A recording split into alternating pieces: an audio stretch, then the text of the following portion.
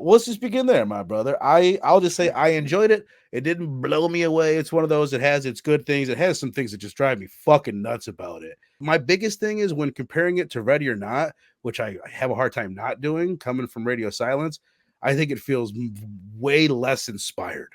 Like they're not just not as into it. They didn't care as much. And the other big thing that we'll get into is like, I don't know if they leaned into any of the. It's a horror, comedy, action, heist, vampire ballerina flick, and I don't know if they leaned into any one of those hard enough to make it like clear what they're trying to do and how well it's executed. And I watched this movie twice. I hated the bit where Melissa Barrera is like guessing everybody's characteristics and backstories. Clearly, it's a way to like to give us everyone's backstories, but like if you remember later on in the movie, Abigail, I think she does like the same thing. Abigail gives this big long speech where she's locked up and she's calling everyone out on their bullshit or whatever. But like the delivery and the performances from Abigail, the little girl, and Melissa Barrera, like Melissa Barrera could not pull off that monologue. It's like a Ace Ventura, Sherlock Holmes. You are this and that and that and that. And there's like there's none of that. Like I don't buy her as a badass person that would be involved in this heist for 1 second, and I don't buy her as someone that can pick apart people's personalities and past just by looking at them. And like her performance there just killed me. There was a couple moments where it's like I'm into this, and like oh my god, like right after the Abigail reveal, the vampire reveal, she's going crazy, she's biting people, and it's like really intense for a couple minutes, and then they stop it immediately and they go like one room over and they'll have this conversation about like let's just have a calm conversation. It's like no, let's keep the momentum going. I can see that. Where you at on it, bro? No, I'm right there with you. I think it's serviceable, but I think you hit it on the head, or the nail on the head with it's trying so many different things. Like by the third act, not to get too far ahead, but it's like no, go ahead, man. Switched up. We got Abigail's the hero all of a sudden, and she's fighting. It's like she's been chasing these people down. Now she's the hero, or it's like a team up movie. And it becomes like this vampire fight when it was like this predator stalks it from like a good portion of the movie. You know what's weird? It has a great cast, but when comparing it to Ready or Not, I don't know if they have a good rapport with each other. Like, couldn't agree more, man. It's exactly what I thought. Like at one point in the movie last night, I wrote down like, I don't think these guys all get along. I like everyone, and we'll dig deeper into cast, but everyone's cool, but no one really stands out, and no one has that good of chemistry. Yep. Yeah. And I like the dude, the cop with the glasses that we were just talking about. I always forget his name, David something, or but he's a really good actor. Yeah. Frank, the guy that ends up being bad at the end. Yeah, he's great. But he felt a little dry in this role. I don't know. Maybe we weren't offered enough backstory with the characters. I don't know. Well, that's another. If I can jump in, another similarity between Ready or Not that I'm just thinking of. Samara Weaving's character in that, we get nothing of a backstory. Other than that, we get one little tidbit that she wants a family. She's desperate to have a family. In this one with Melissa Barrera, we get nothing other than that she's got a kid. And she fucked something up. True. Yeah, we don't even know it's true. I guess we get that she was a drug addict and shit, but there's very little buildup. There's no backstory. So, and it's like these characters all meet under the guys that are already doing shady shit. So it's like you can't really trust them to begin with. We don't know. Like at one point, I was questioning. I was like, maybe she's some really sick assassin chick, or it's like she's got some really dark past, and the kid's a cover to try to make her to come off softer to people and shit like that. Like Sal saying the ballerina aspect didn't make sense to me, but it did look cool when she was killing people. I agree. It's like there's one point where Abigail, she breaks loose and she's chasing people down the hall and she starts pirouetting and shit.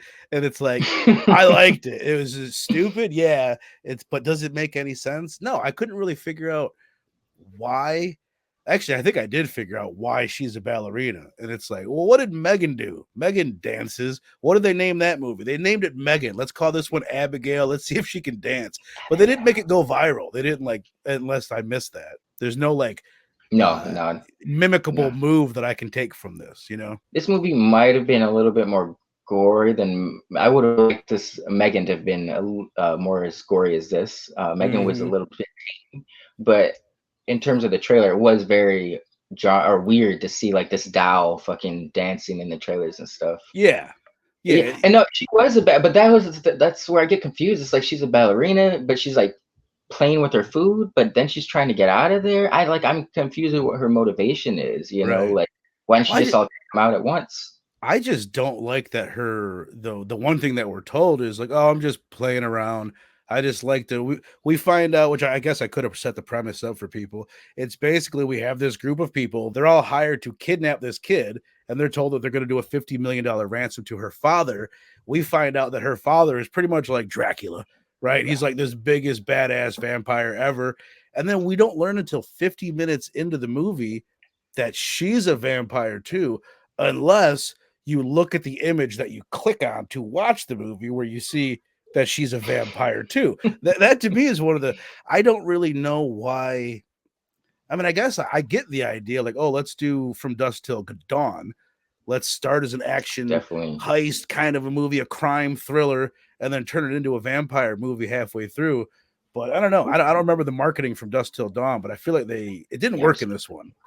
No, man, I mean, Robert Rodriguez is falling off, but you got Quentin Tarantino and Robert Rodriguez. Yeah, yeah, But exactly. no, I realized that how they were trying to ape off From Dusk Till Dawn until you said that. But yeah, it's like it's this thriller heist. We got to try to get this job done, and all of a sudden they're trapped in this place with vampires or vampires. Yeah, I didn't even think about that. Yeah, you're right. They're the same, both trapped in one building. Right. I didn't think about that. Yeah, this movie, I think it wasn't bad, but I think it almost was too jokey, or probably it didn't take itself seriously enough at times. Like, people are getting their fucking head ripped off, and people are making quips about it or not taking it as serious. Like, you guys are trapped in there, and that could be potentially you, and no one seems to really, grasp the gravity of that situation. That's one thing I struggle with is like, is this movie fun? Like, what's it trying to do? I'm like, okay, I guess it is trying to be a horror comedy. I think that's where it's like it really misses the mark, especially comparing it to Ready or Not. Ready or Not's funny as shit, and it's clear. I was thinking about this. It's like when you think about a movie, if it's got a mixture of genres, you should be able to tell pretty quickly what's the main genre. Yeah. If I was to say Shaun of the Dead, it's a comedy. It's a comedy. Ready or Not is a comedy. Tucker and Dale is a comedy. Or, I mean, I'm having a hard time thinking of like action ones that you can kind of lean into. Mm-hmm. Like, I guess Dusk Till Dawn, like they do the same thing where it's not super clear, but I think overall it's funny enough to where, like, I don't know. What do you think of Dusk Till Dawn? Is it an action movie? Is it a comedy, or is it a horror? Because that's the most apt comparison. And it's like, that's a good question. I think they do every element better though.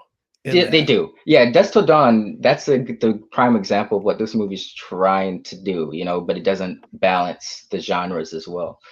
I think From Dusk Till Dawn, I don't know, maybe because it balances so well, you could classify it as like a horror an action horror movie, like, because they do both so well. Like, it really has some creepy, for action packed as it is, it does have some genuinely disturbing, it's not going to scare the shit out of you, but think a movie that is where they're fucking like a dude's got a dick for a gun or whatever, you'd be scared in that type of movie, but there has its moments. Even the way that Tarantino is in that movie with Juliette Lewis's character, it's creepy. It crosses some lines at some moments in that movie, where this one is very bubblegummy. You know what I mean? They're not trying to piss anybody off. We touched on the cast a little bit. It's got a lot of people. I guess I said it, man. The one guy that I wanted to bitch about, then I found out that he died last year of a drug overdose, and it makes me feel a little bit bad. Yeah, you got his name? Angus St. Cloud, or not now. Yeah, I know it's like Angus Cloud plays Dean in this one. Let's just start there. What did you think of taking out the fact that the guy died? He annoyed the shit out of me. Like, I know he's supposed to be likable, but it's like, open your mouth when you talk. I don't like that shit.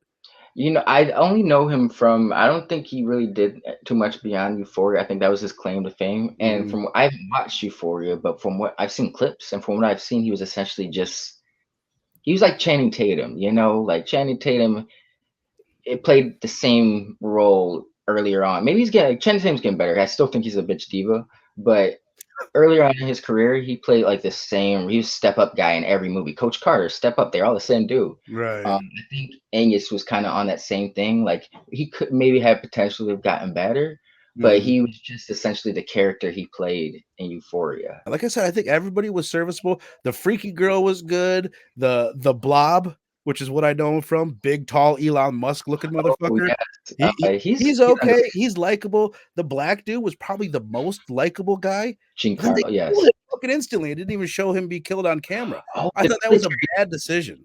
Yes, yo, yeah, that kind of threw me off because he was like the most badass character, and they kind of established like a flirty rapport between him and our final girl, And then and like he's the first one to go. Like it's he like dies right after that.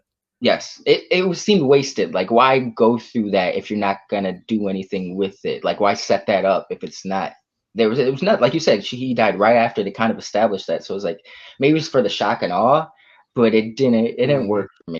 I Yeah. kind of felt that was he was the most badass dude, and I felt like he was taken out way too easily, way too soon. It was crazy. It was Yeah, first of all, it was an awkward, clunky attempt at uh, romance. showing us a love connection. They're just like staring at each other's lips for a minute. It's like, okay, I think they want to fuck, but it's like it did not feel natural or organic at Mm-mm. all. I did like the moment where Giancarlo turns Frank and then Frank kills him fucking immediately right after. And then Frank and Freaky Girl looked great as vampires. Like, both, I wish we could have seen the Freaky Girl for Freaky even girl. longer. She probably was my favorite, to be honest. She played Kathryn aloof. Newton. Kathryn Newton. She was in Ant-Man and Wasp or the Ant-Man 3, wasn't she? That's what Chill was just saying, or Sal was just Oh, saying. okay. Yeah, Okay, she's yeah. Ant-Man's. I don't. You know what? I don't know if I ever made that connection. That Yep, the freaky girl was in Ant-Man. Okay. Peace out, she's Robbie. Appreciate you stopping in, brother. We'll see you tonight, bro. but her and I felt like Final Girl was a little dry, to be honest. But Freaky Girl, Giancarlo's always cool. But and Frank, they're probably my standouts. Yeah. Yeah, I mean, like I said, nobody wowed me, but everybody. Actually, no, Alicia Weir, Abigail wowed me. At Yes. first, when she's like acting like a little girl, I'm like, oh, is that the greatest acting? I don't know if I'm gonna fucking like you. But then, spoiler alert, when you find out later that she's 200 years old and she's been pretending to be a little girl, you're like, okay, it all jives. And she is, I love her. I love her when she's like just What else has she dancing been in? around, being all creepy. She played in the 2022 Matilda musical. She was Matilda. Yeah, no, dude, I kept on telling, like, my grade kept on going down. Like, the more I think about it, and then you nailed it. Just comparing it to Ready or Not, it's like, yeah, these are two movies that are trying to do pretty similar things Mm. in certain regards that we've Oh talked yeah, about. And Ready or Not just like shines, and you see the excels. passion. And I feel like these guys are like, we just made a bunch of money off Scream 5 and Scream 6. Let's squeeze this one Jesus, in my before our next serious project. That's the way yeah, it felt yeah. to me, at least. Let's get some money while we're hot. All right, well, let's go ahead and rate this thing before we move on to In a Violent Nature, my brother. Where are you at 1 through 5? You guys in the chat as well.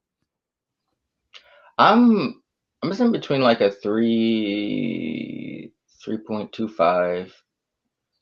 It's serviceable. It's not a bad film, but there's a lot of wasted potential, and it doesn't seem like so just for as much as works in this film, there's Mhm. just as much that doesn't work. It's kind of on an even kill like that. So it's not a bad film, but it's not gonna blow you away. It's something it's worth throwing on. Something like, Yeah, yeah, I'm in the mood for something fun. it's entertaining. It kept me entertained enough the Yes, entire movie. I was never yes, like, which I'll go ahead and say now, like in A Violent Nature, there was parts that I was like, oh my fucking bro. god. Checking the watch for Yeah, sure. check it. Jesus. I ended up watching that thing a second time, and I was fast forwarding through bits. 15 seconds ahead, like, come the fuck on, chop You his know what head I off, did? and let's go. I put on I sped it up for like times two, and the No shit was way. That's God hilarious. damn it! Like that's how you know a movie's slow. But we'll get into that. But yeah, 3.25 for Abigail. It's worth seeing, but some wasted potential. I agree. There's a one line that I was going through my notes now. One line that I loved that I wrote down is they send Sammy Which, first of all, I don't know why the Rat Pack names. I don't get how that fit with that movie. I tried to think the Rat Pack were all cool people. Are these? I don't fucking get it. Like naming them connection. all Rat Pack names. Like if somebody understands that, I would love to hear it. But at the one point, they send Sammy off to go get some garlic. We need some crosses. Blah blah blah. She comes back with a bag of onions, and Frank goes, "Sammy, those are fucking onions." And just like his delivery there was fantastic. It was so funny. I'm gonna go, bro. I was at like a 3 or a 3.25. I think the first time I watched it. I watched it again, and though I still enjoyed it, there's so much. Like I'm irritated at the fact that I don't think that they were trying as hard as they could. So like, just because I'm so disappointed in Radio Silence, the crew, that and I think the cast was there to put in good work, and they just didn't like put enough heart into the whole thing. The directors didn't. I'm gonna give it a 2.75.